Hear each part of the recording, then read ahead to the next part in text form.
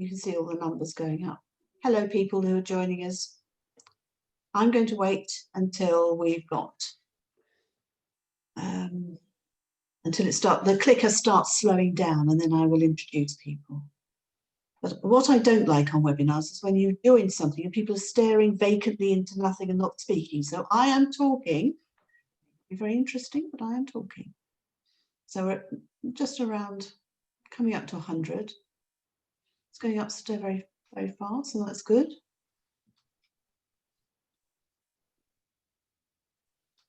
I'm going to wait another, it's 1 minute past. I'm going to wait another minute or so, and then I will start.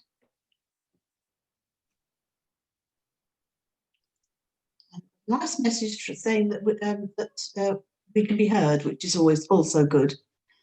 We have had interesting technical challenges with some of our other discussions. We're at 109 and it's not taking you much further. So I think I'm going to start. I'm going to introduce our speaker, Lord Ken Macdonald QC, who is an illustrious legal mind and currently has an academic management post in Oxford, and is most importantly, of course, Honorary President of the Howard League for Penal Reform, which we're very pleased about. And I'm going to be asking him some sort of general questions and discussing issues, a broad range of issues on the theme of the rule of law, which is very topical at the moment because it seems to be under challenge from many different fronts.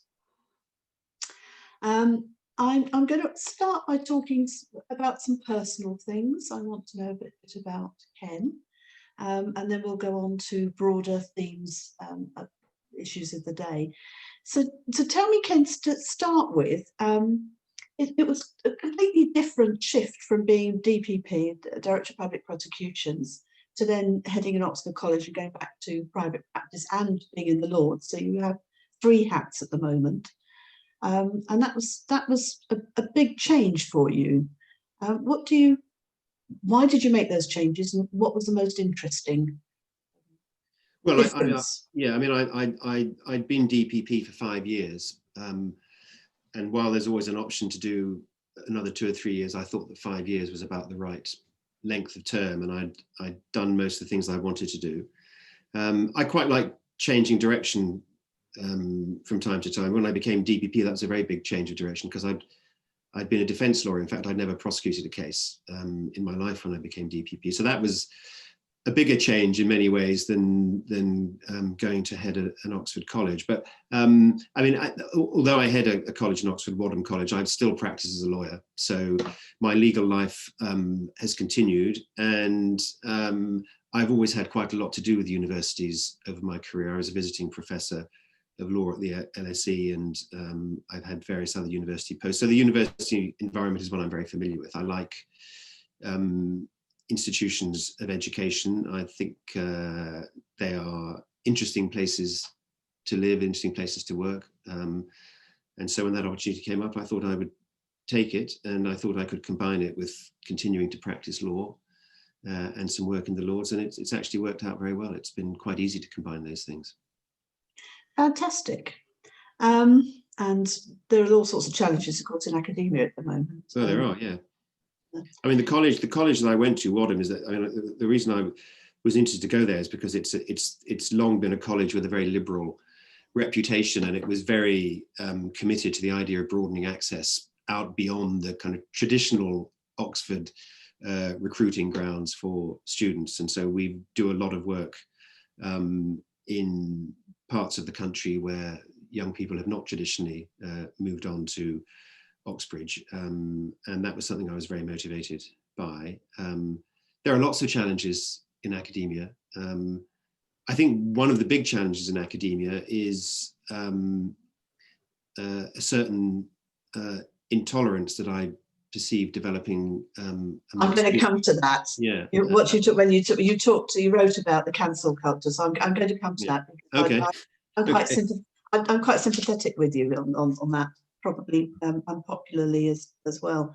Mm. I want to ask you, one of the things, of course, you've taken on, the reason that one of the reasons we're having this conversation is because you are linked with the Howard League formally as our honorary president, and we were very grateful to get you, very pleased that you joined us. What drew you to the organisation in particular? Well, I've admired the work of the Howard League ever since I've been a lawyer, which is a very long time, and I did some work with it in the early days. I mean, I've always thought, as a defence lawyer for 25 years, then as DPP for 5 years, and since then, I've always thought that penal policy in our country is ill-conceived, in many areas a disgrace. I've always felt there are far too many people in prison. This is the Anglo-Saxon problem, isn't it? It's true here and it's true in the United States.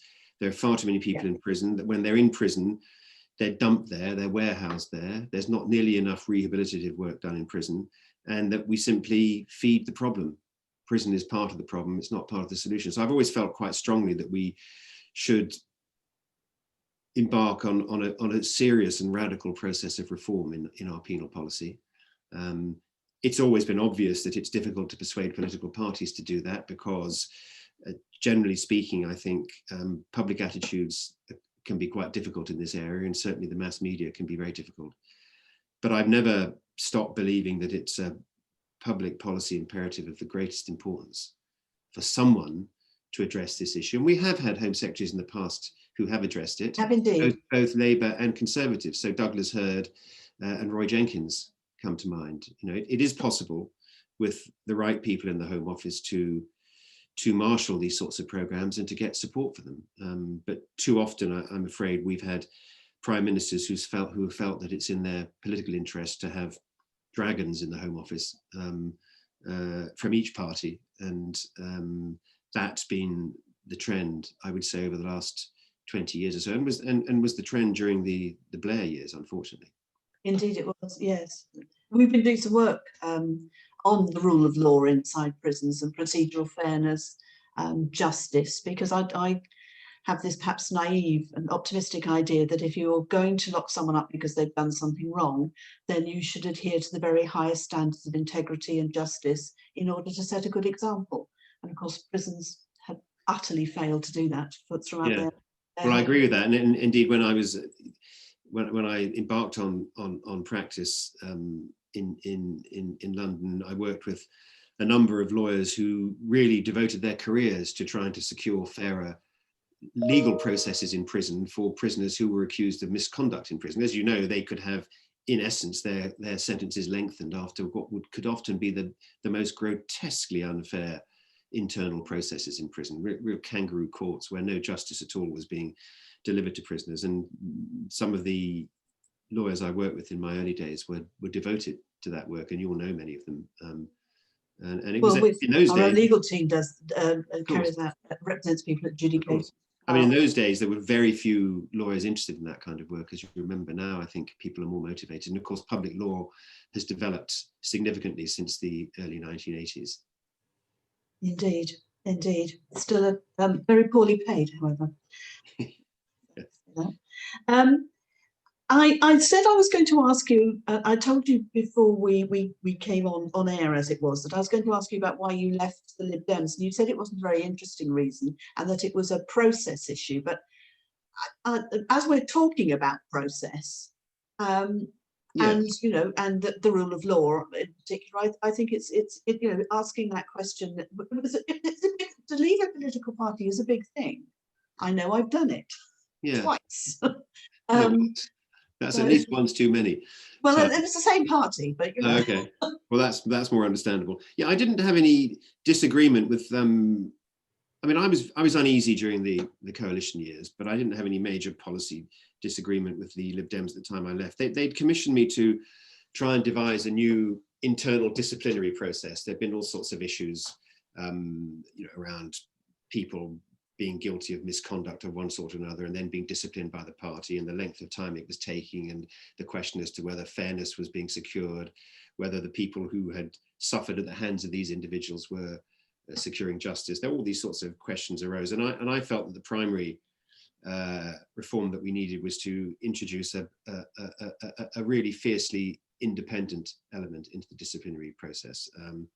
And I devised a new process which I thought would probably do that. And it was taken to a party conference, and after a debate on the floor, it was rejected without me being given a chance to speak to it. And I thought that was unacceptable. So I parted company with my erstwhile comrades and became a crossbencher. I would be a little miffed at that. And I absolutely agree. And I think particularly for politicians, again, it's very important to adhere to the highest standards. One of our former trustees is the Lord Standards person. Yeah. Well, it's been an issue for a long time, hasn't it? Internal disciplinary procedures in political parties. The Labour Party have been on the rack in recent years about the way they have dealt with complaints of anti-Semitism, for example. The Conservatives have had issues, the Lib Dems have had issues. If political parties can't regulate the conduct of their members, how are they going to rule effectively? I think it's a really essential question of public confidence in these people. If they can't regulate their own affairs, how can they regulate the country's affairs? I absolutely agree. As I say, I'm going to raise a whole lot of issues about judicial review in the Supreme Court and human rights and all those sorts of challenges, because I think they're all very topical at the moment. But I want to ask you of the broadest question possible, which is, we will come on to those issues. What do you think are the main issues in the rule of law? What keeps you awake at night on the rule of law? I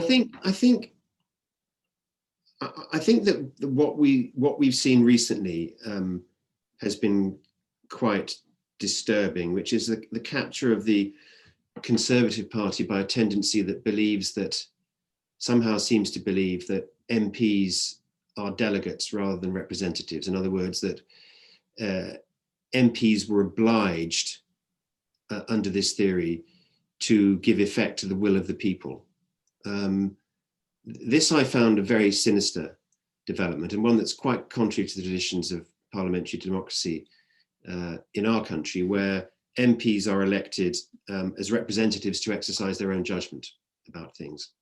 Once you start to treat Parliament as a sort of Soviet of delegates, which surprising people like Jacob Rees-Mogg seem to want it to be, and once you started to invoke something called the will of the people, anyone who doesn't go along with that will of the people becomes a traitor, or becomes unworthy of sitting in Parliament, becomes unworthy of wielding any political power or influence, and sometimes unworthy of even having a voice. And I think this was a move into extremism in one way. It was a complete recasting of how we'd understood parliamentary democracy worked, and it was supported by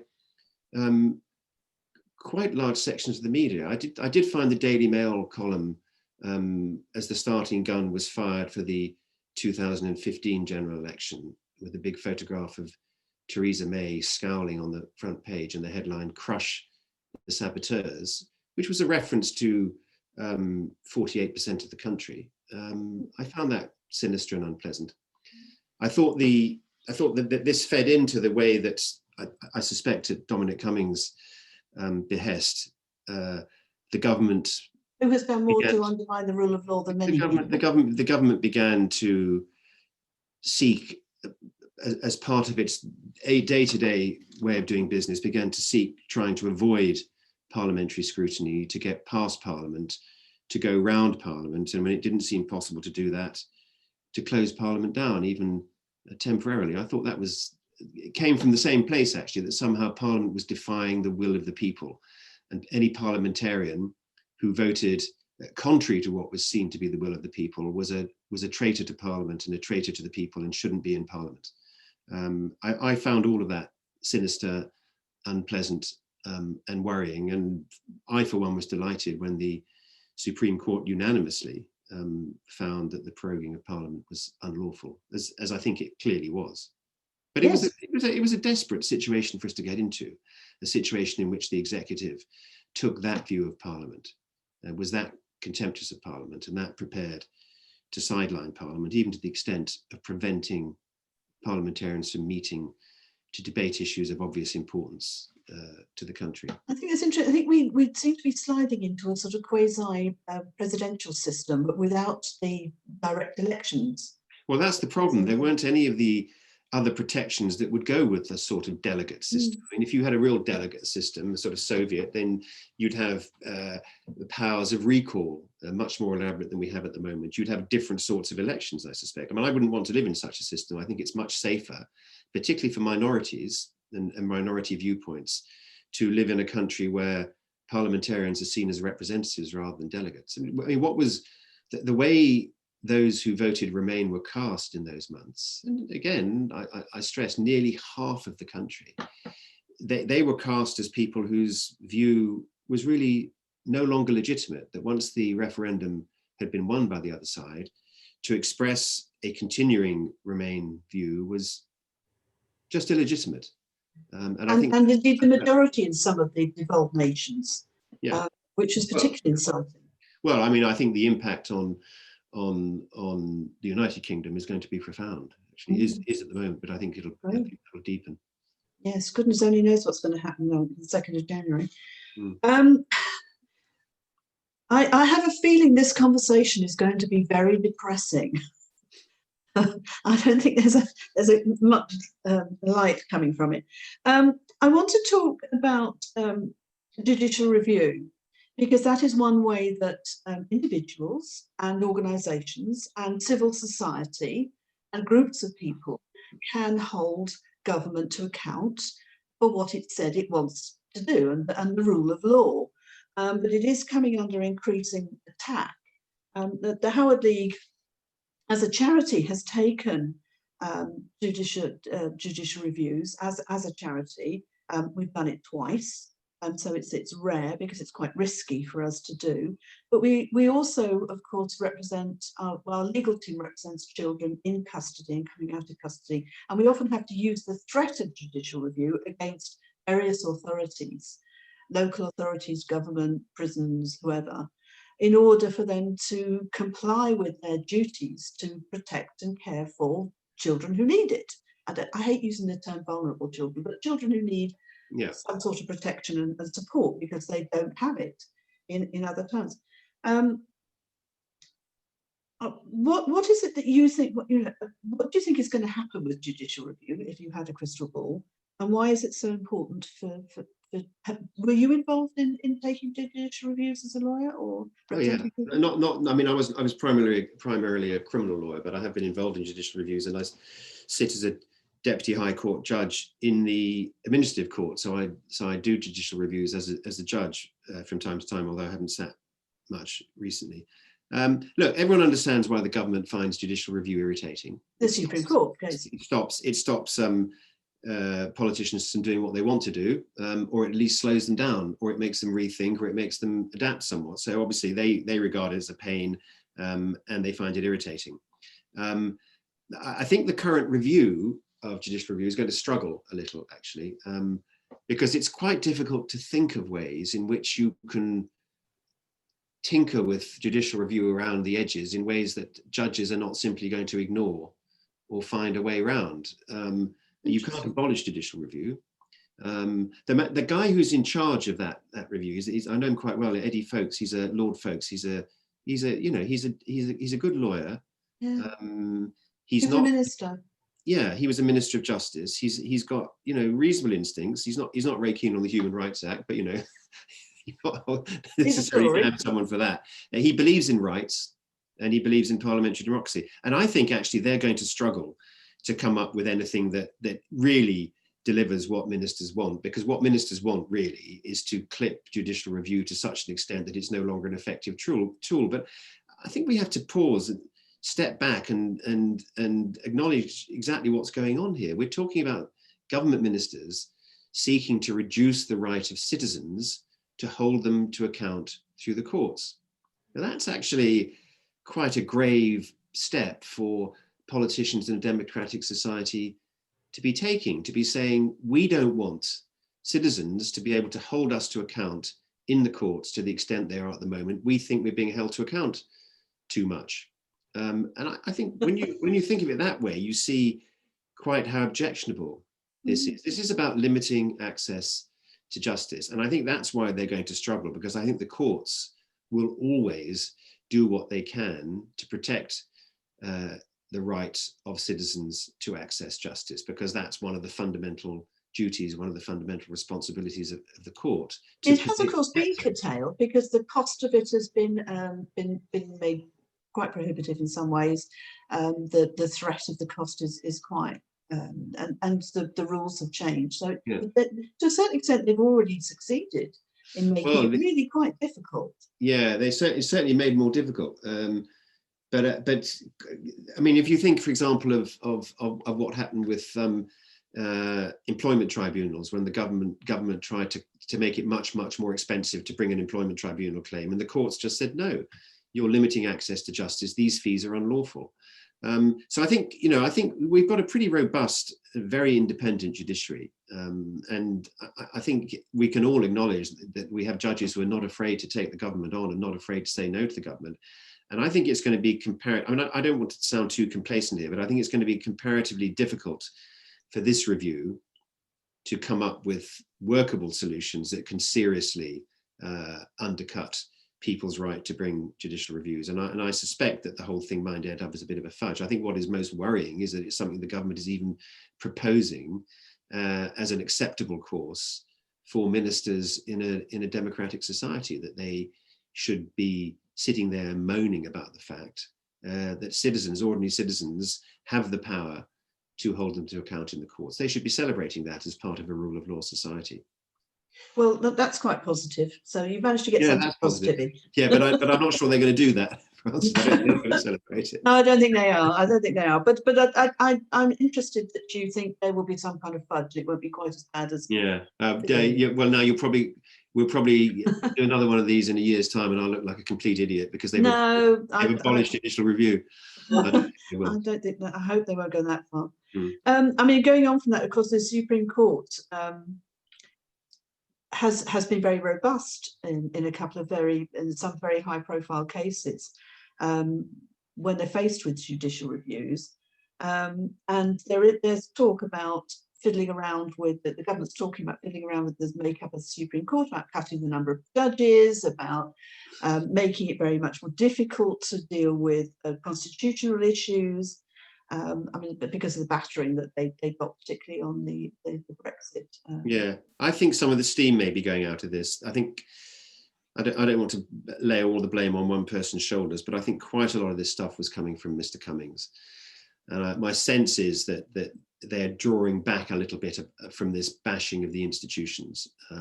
It's not hugely fertile ground for them. So I think it would be quite difficult for the government to interfere with the work of the Supreme Court in a way that really diminished the power of the judges to hold ministers to account. So I'm relatively optimistic about the Supreme Court.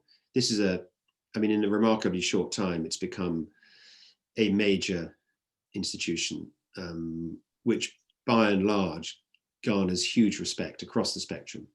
If you look at the judiciaries across the world, we're pretty fortunate in our senior judiciary. First of all, by and large, they're very clever.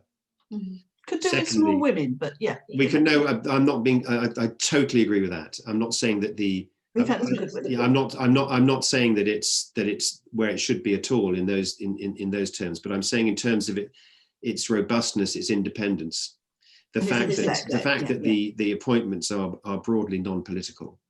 But particularly the robust independence, I think we're quite fortunate in that, and I think it's going to be, again, I think it's going to be quite difficult to budge. Again, I hope I'm not being too complacent.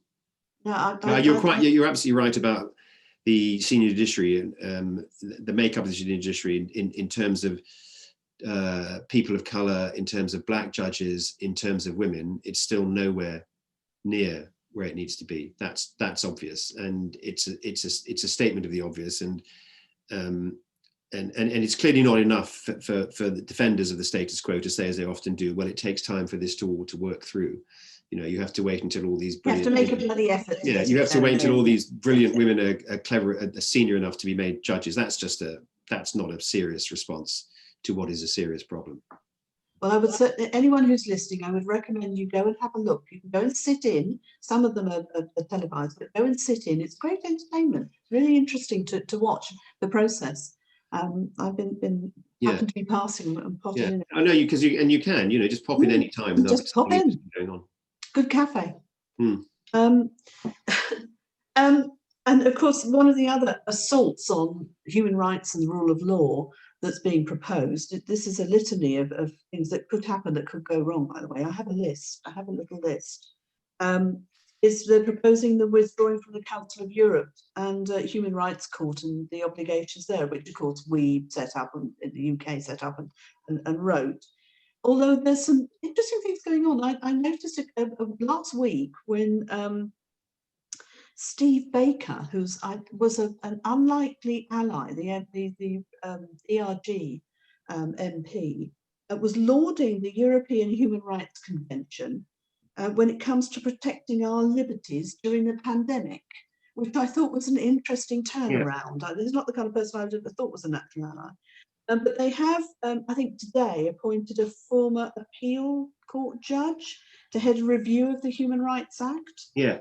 Who I don't know, so I don't know whether he's going to be how independent or robust. Or, no, he'll be okay. They haven't set up a team, so he'll be okay. It's another potential attack. It would be absolutely catastrophic for the UK to leave the Council of Europe. This is the Trump playbook. This is withdrawing from all international institutions because somehow you're better off on your own and you've got your own standards and hang everybody else. It's a catastrophic and stupid policy. It diminishes your stature, it diminishes your influence, it diminishes your integrity, it diminishes your sense of self-worth. It's a piece of absolute rubbish to contemplate coming out of the Council of Europe. And incidentally, it doesn't particularly surprise me that people like Steve Baker can find good things to say about the Human Rights Act. As you pointed out, the Human Rights Act was largely drafted by English Tory common lawyers at the behest of Winston Churchill. And David Davis and Jesse Norman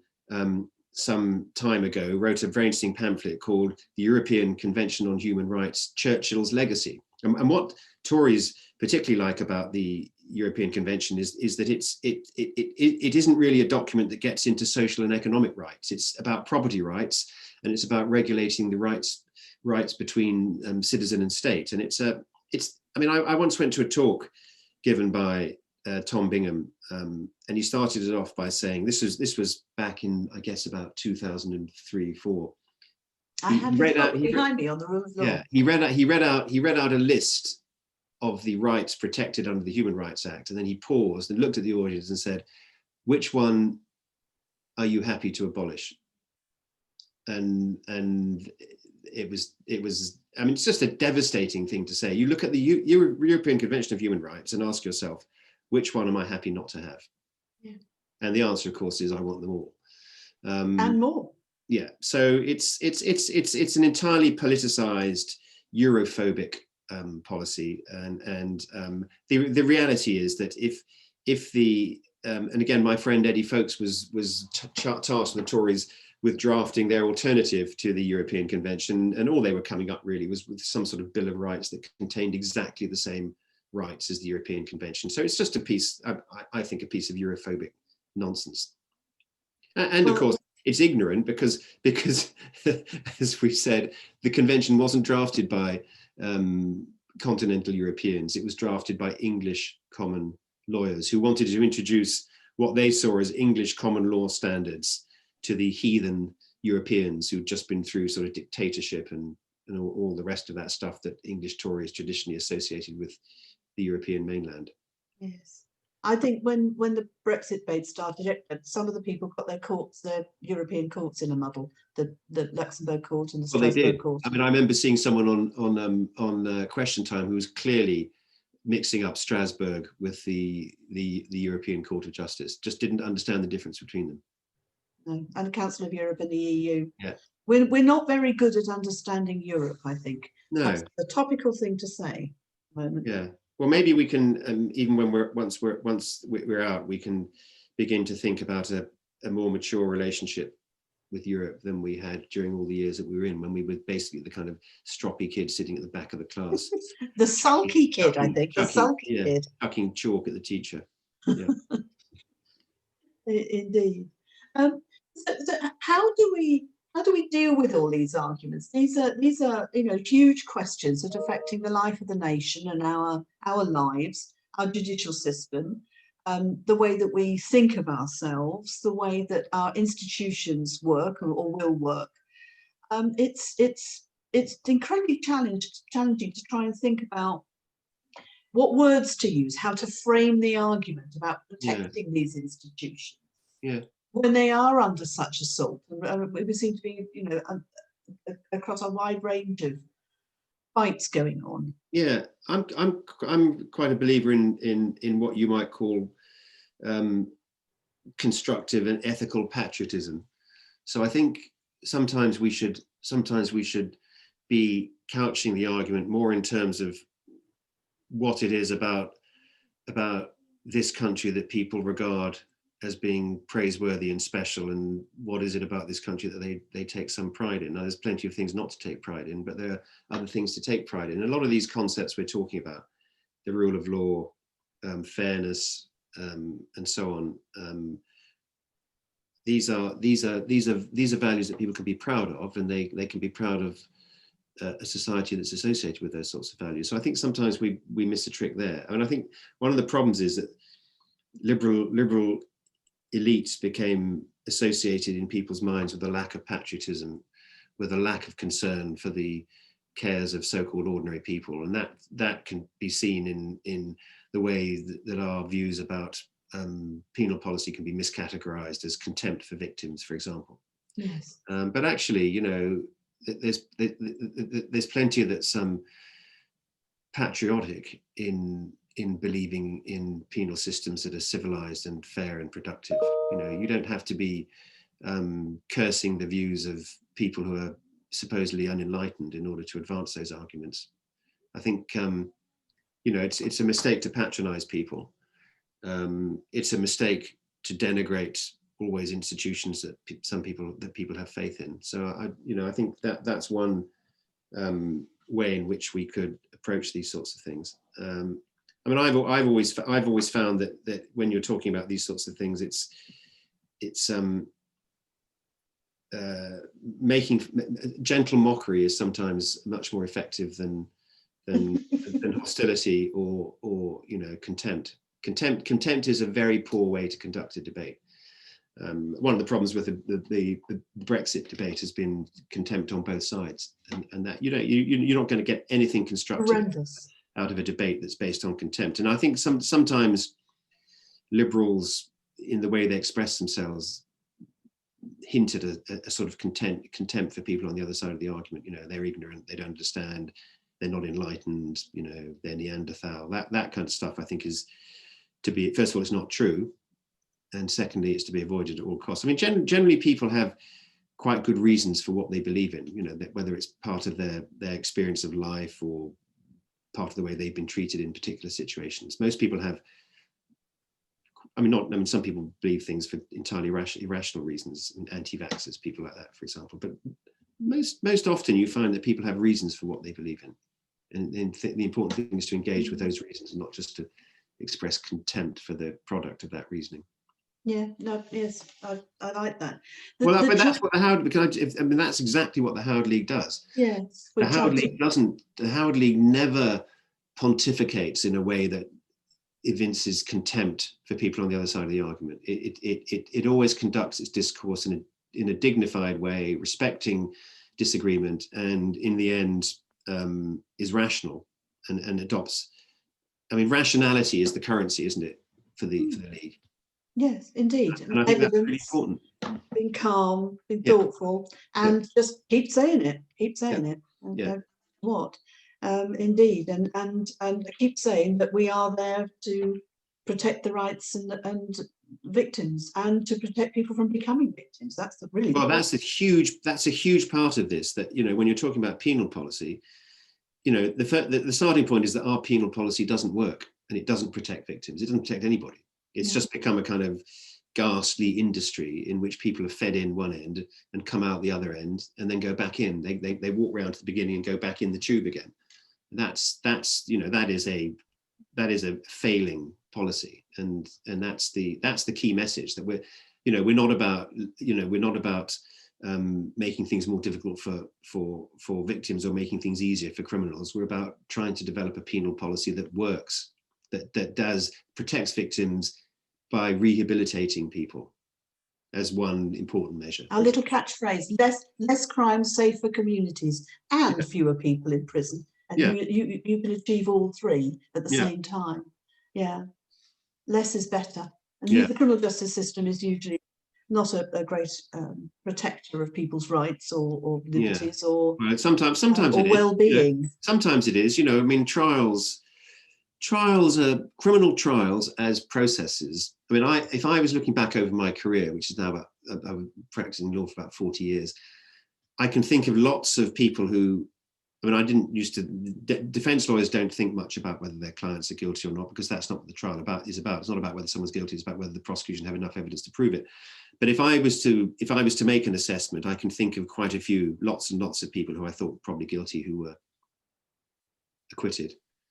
But very, very few people who I was really convinced were innocent, convicted. And that's obviously the way the balance should be. So I think criminal trials in England and Wales, by and large, they obviously make mistakes, but they're much more likely to make the mistake of acquitting a guilty person than convicting an innocent person. I don't think there are some examples. There obviously are some examples. And again, I wouldn't wish to be complacent, but I think by and large, we do avoid convicting too many innocent people. So well, what's interesting is that how the public don't see that, and they think that our judicial system, our legal system, our system of punishment tends to be on the lenient side, and people are getting away with things. Yeah. And it's all part of the sort of lack of public confidence. Well, of course, they're right in a sense that the system is designed to avoid wrongful conviction. That's the balance. That's why the prosecution have to prove their case beyond reasonable doubt.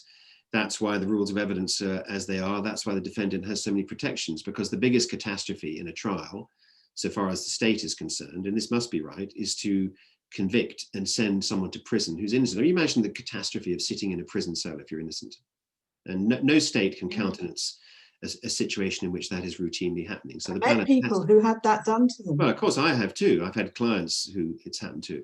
But the people who were convicted of Birmingham bombs. Yeah, exactly. So it does happen. The families.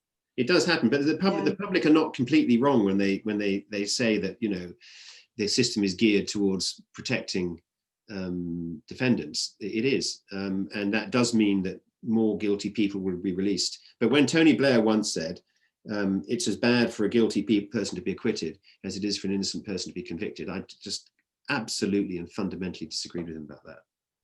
It just showed a complete misunderstanding of what a criminal trial is about. I thought others may disagree. And coming from a lawyer. Yeah. Well, he also wanted to lower the standard of proof in criminal cases. And I said to him, this is when I was DPP, I said to him, but if you do that, Prime Minister, you'll be convicting people in the face of reasonable doubts about their guilt. And he said to me, well, don't worry, we'll only do it in the serious cases.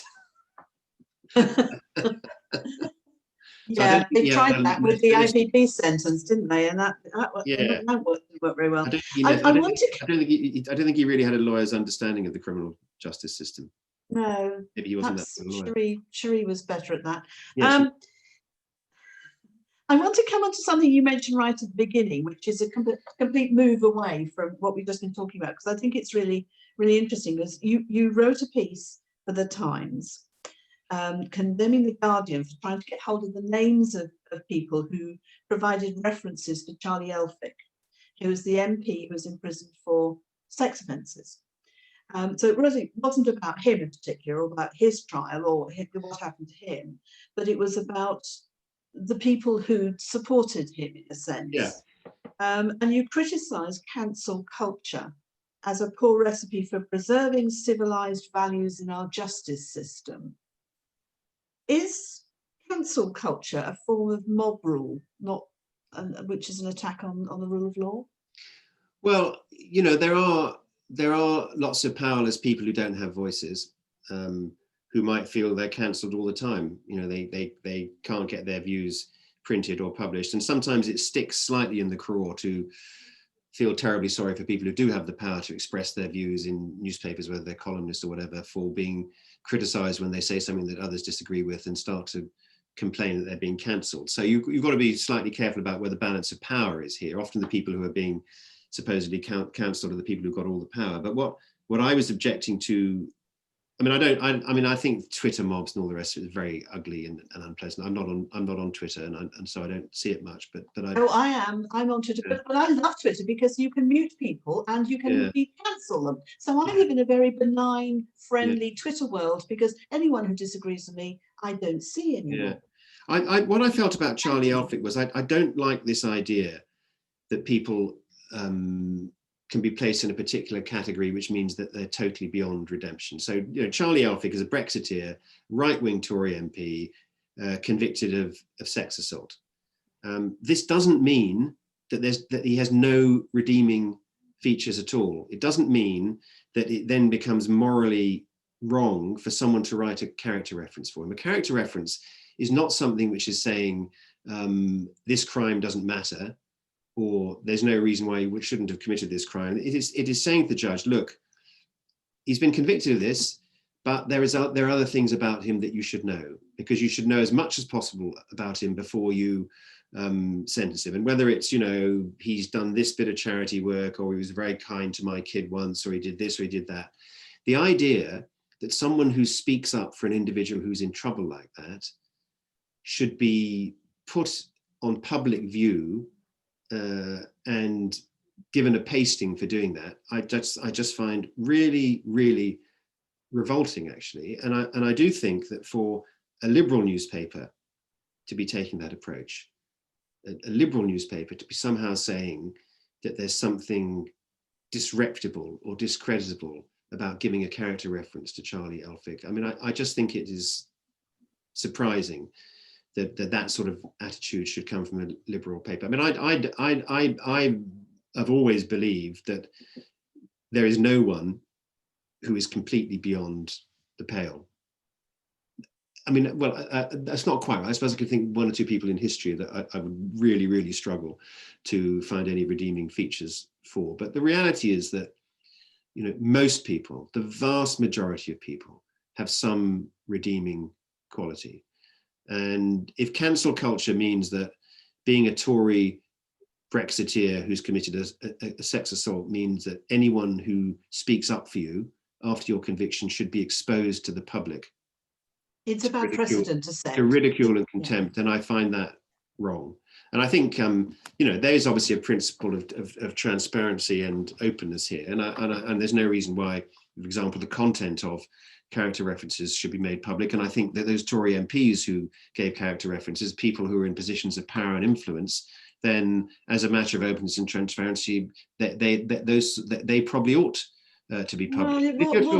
Would a charity director be? Well, you can argue about all that. Would a secretary in a parliamentary office, once you do it, I think you. Well, I don't know about that. I think you could say that people who are just ordinary members of the public, who hold no position, no place other than the fact that they are functioning human beings, should it really be the position that when they put in character references, they should be published? Maybe the words could be published without the names. But I just felt it was of a piece with the way things have been developing in recent years, that there are some activities that place you beyond the pale, some political views that place you beyond the pale. And if you come into any of those categories, well, sod you, you're not going to get any help from anyone. There can't be anything good about you. And if anyone speaks up for you, we'll go after them as well. And I find that quite totalitarian, actually. We're coming to the end. I've got one last question, which we'll probably just get a yes or no from you. Are you an activist lawyer? I'm a practicing lawyer, and I wouldn't accept the description activist lawyer, because on my reading of it, when Priti Patel used that expression, she was using it as a form of political abuse. political abuse in order to try and suggest that lawyers who work in particular areas must be politically motivated and should therefore in some way be prevented from doing what they're doing. I just mentioned the word totalitarian. That is an absolutely totalitarian point of view for a politician to adopt. It's saying that if a lawyer is working in an area that is inconvenient to me, that area is to be delegitimized, and that individual is to be delegitimized as a lawyer. And I'll dress that up by using this term activist, and everyone will understand what I mean, which is that what I'm saying is they're only doing this not for legal reasons, but for political reasons. It was just a piece of low rent. It was disgraceful. Absolutely agree. We've come to the end of our time. I want to thank you. I also want to thank our participants. There's been a lot of chat, which I will have a look at afterwards and see if there's anything that we can follow up on. So I want to thank people for giving their views and asking their questions. And thank people for joining in this discussion. I hope everybody who is in this discussion has donates to the Howard League as an independent charity, or becomes a member and gets involved in our work, and perhaps we'll join in more of these conversations. Thank you so much, Ken. No, it's been a real pleasure. Really interesting, and gave me a lot to think about and a lot to ponder on. And I will take away particularly some of your optimism that was there, and also some of the fire. I think fire combined with optimism is as good as it gets. Well, it's been a real pleasure. Thank you for asking me, Frances. I've really enjoyed it. Thank you. It's great working with you. Thanks again. Okay. Thank you, everybody. Goodbye. Bye. This is the Zoom wave. Bye-bye. Thank you.